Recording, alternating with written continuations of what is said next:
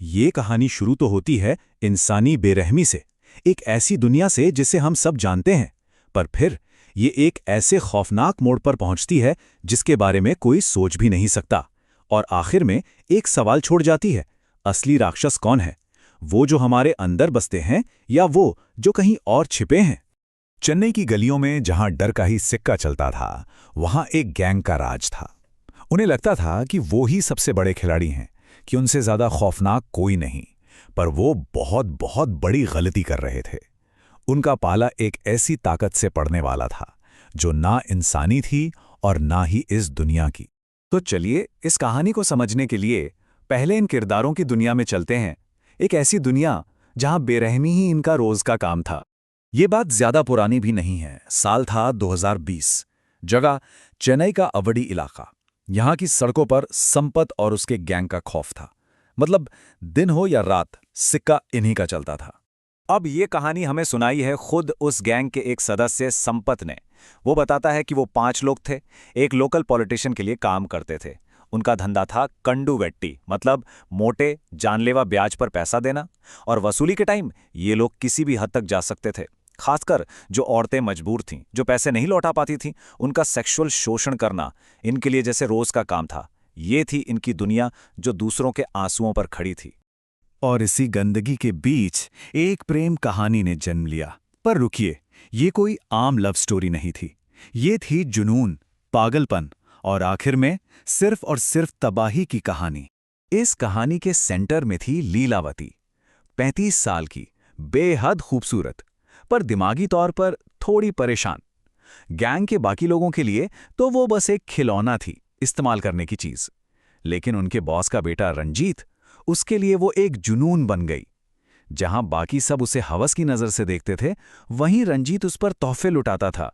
उसे लगता था कि यह सच्चा प्यार है, लेकिन असल में ये प्यार नहीं, एक खतरनाक कब्जा करने की जिद थी। रिश्ता शुरू ही हुआ था कि कुछ ही महीनों में लीलावती की हालत बहुत बिगड़ने लगी।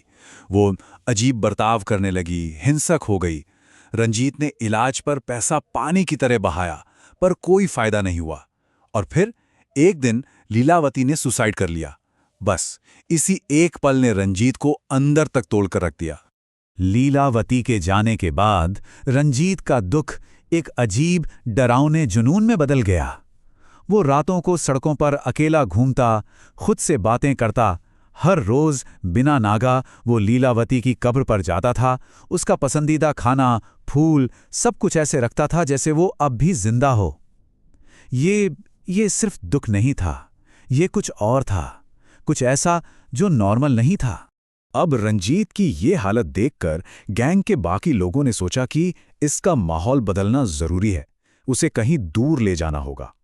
पर उन्हें यह नहीं पता था कि जिस सुकून की तलाश में वो निकल रहे हैं, वहां एक ऐसा खौफ उनका इंतजार कर रहा था जिसके लिए वो बिल्कुल तैयार नहीं थे। तो प्लान बना ऊटी का।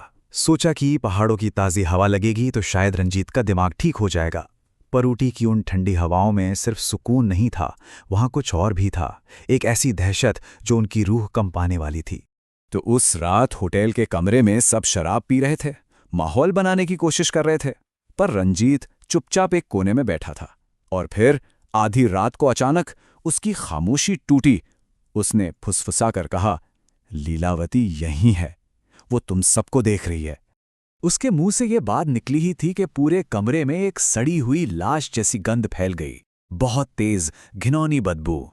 अब ये रंजीत का वहम नहीं हो सकता था, अब डर हकीकत बन चुका था। एक ऐसी हकीकत जिसे कमरे में बैठा हर शख्स महसूस कर रहा था।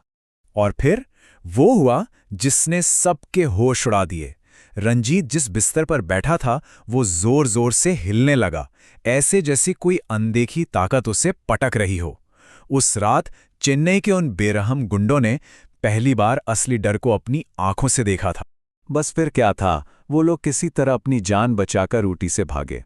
अब उन्हें ये तो समझ आ गया था कि ये कोई मामूली भूत प्रेत का चक्कर नहीं है, ये कुछ और ही बला है, और इसका इलाज साइंस या लॉजिक से तो नहीं होने वाला। डर के मारे वो चेन्नई वापस आए और सीधे पहुंचे एक दरगाह पर। यही उनकी आखिरी उम्मीद थी।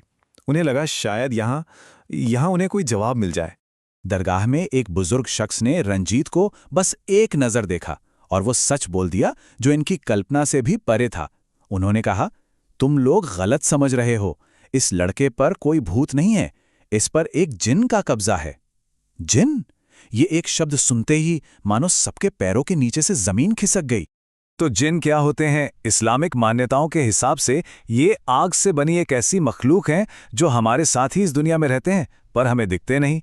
इंसानों की तरह इनकी भी अपनी मर्जी होती है, कुछ अच्छे होते हैं, कुछ बुरे, और सबसे खतरनाक बात, ये इंसानों पर कब्जा कर सकते हैं।